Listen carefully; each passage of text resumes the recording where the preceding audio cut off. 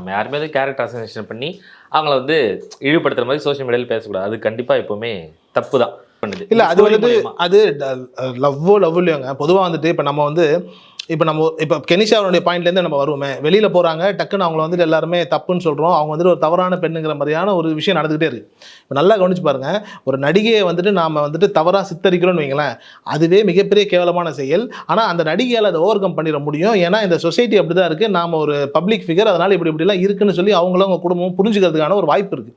ஒரு காமன் விமனை வந்துட்டு நீங்கள் இதே மாதிரி கேரக்டர் அசாசினேட் பண்ணுறீங்கன்னா அவங்கள சுற்றி இருக்க கூட்டமோ இதை புரிஞ்சுக்கணும்னு அவசியம் கிடையாது. ஸோ அப்படி இருக்கும்போது அவங்களுடைய இந்த ஒரு ஸ்டோரி இல்லை, அவங்க இந்த மாதிரி 100 ஸ்டோரி போட்டால் கூட பிரச்சனை கிடையாது. ஏன்னா என்ன காரணம் அப்படின்னா அவங்களுடைய லைஃப்பில் என்ன நடக்குதுன்னு நமக்கு தெரியாது இல்லையா.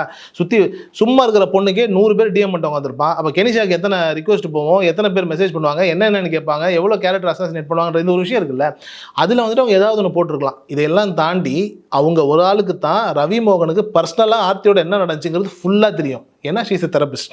அப்படி தான் எங்கள் திருப்பி பதிவு பண்ணுறாங்க. இப்போ நார்மலாகவே நம்ம ஒரு தெரபிஸ்ட் கிட்ட போகிறோம்னா டாப் டு பாட்டம் என்ன நடந்துச்சுங்கிறத ஃபுல்லாக அந்த ஹிஸ்ட்ரியை ரெக்கார்டு எடுத்து வச்சுப்பாங்க. அப்போது கெனிஷாவுக்கு ஃபுல்லாகவே தெரியும்.